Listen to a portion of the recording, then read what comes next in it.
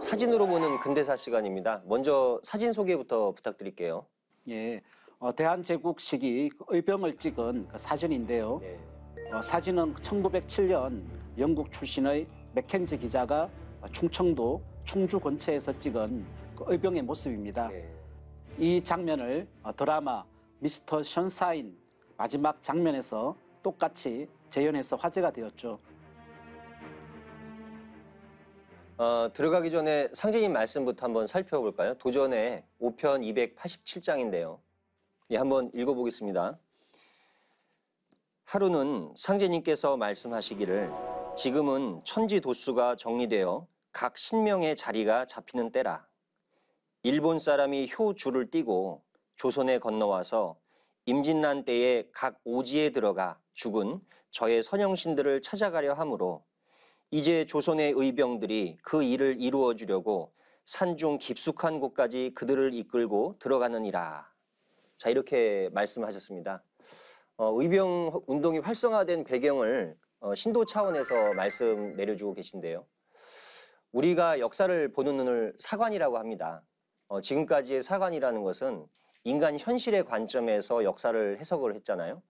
그런데 무국대도 증산도에서는 또 하나의 사관이 있죠. 바로 신도사관입니다.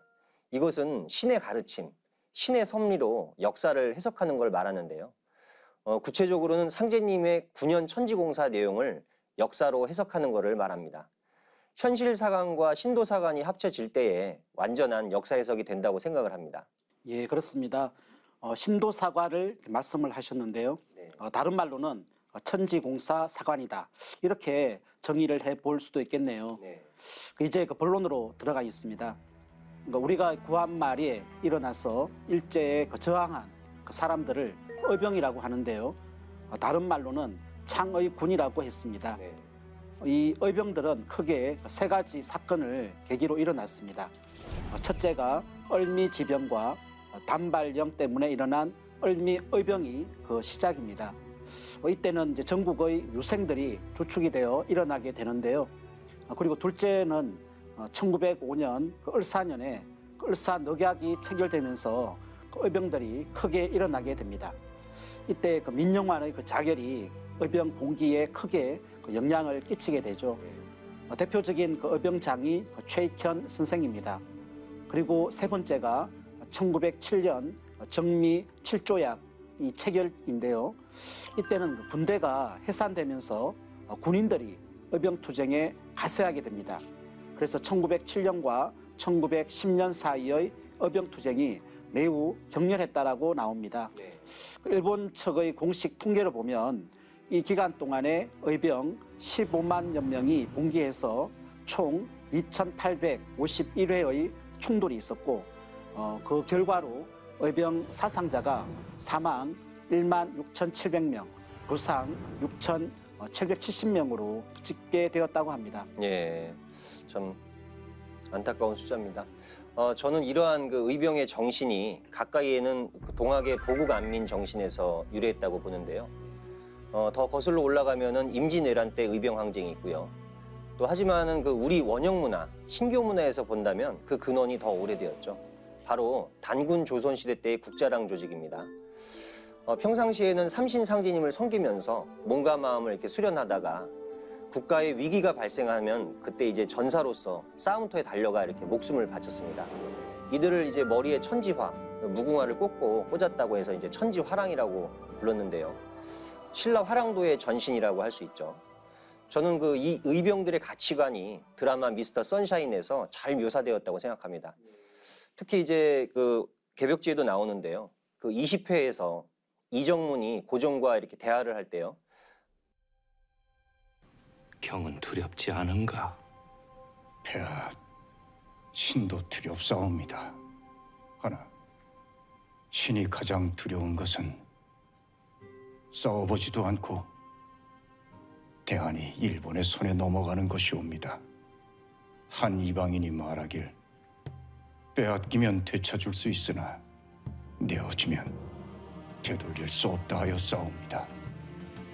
이방인의 눈에 지금 대한은 빼앗길 틈도 없이 내어주고 있나 보옵니다. 빼앗기면 되찾을 수 있으나 내어주면 되돌릴 수 없다라는 그런 말이 참 멋있습니다. 구한말 의병들의 신법을 잘 대변해주는 대사라고 생각합니다. 예, 그 의병 정신의 그 근원에 대해서 말씀을 해주셨는데요. 저는 구한말 의병들이 우리 고유의 그 문화의식, 그 철학의식을 가지고 투쟁했다는 것을 말씀드리고 싶습니다. 네.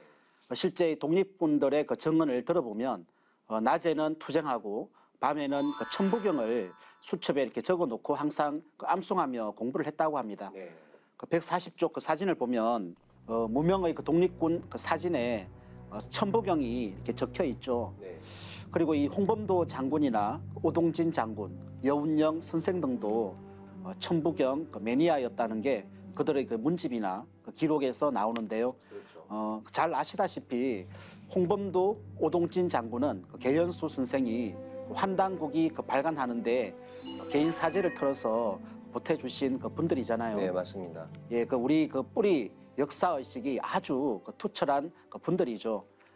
그래서 이 독립군들이 우리나라 뿌리 역사에 대한 그 자부심과 천부경, 철학 의식으로 무장하고 독립투쟁을 했다라고 볼 수 있겠습니다. 예, 맞습니다. 그런 역사 의식이 대한민국 임시정부 23주년 3.1절 선언문에 잘 나타나는데 한번 읽어보겠습니다.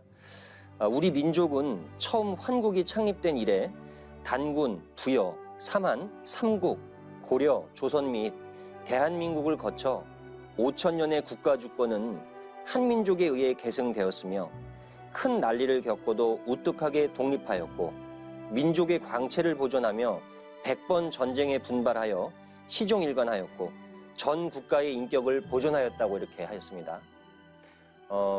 우리 역사의 뿌리를 환국으로 봤다는 거죠. 그러죠. 예, 독립투쟁하시는 분들이 좌나 우나 이렇게 상관없이요. 이렇게 분명한 그 뿌리, 역사의식, 국통의식을 가지고 있었습니다. 참 안타까운 것은 이런 역사를 학교에서 제대로 가르치지 않고 있다는 게 문제인데요. 예, 그렇습니다.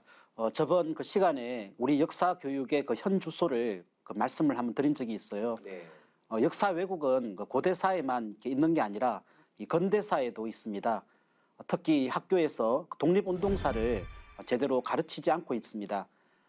가르친다고는 하지만 그 실상을 알아보면 그 알맹이 없는 껍데기 교육에 불과합니다. 네. 그 예가 우리가 그 참의부, 정의부, 신민부 그거 아닙니까? 네. 우리가 과거 학교 다닐 때 얼마나 그걸 달달 외웠습니까? 하지만 거기서 무슨 활동을 했는지는 알지를 못했죠. 올해가 3.1운동 그 100주년입니다. 100년 전 우리 조상님들이 대한 독립만세를 외쳤다면 우리는 이제 역사 광복 만세를 외쳐야 될 시점이라고 봅니다. 예, 맞습니다. 역사 광복이 우리 시대의 절대적인 소명이라 할 수 있겠습니다.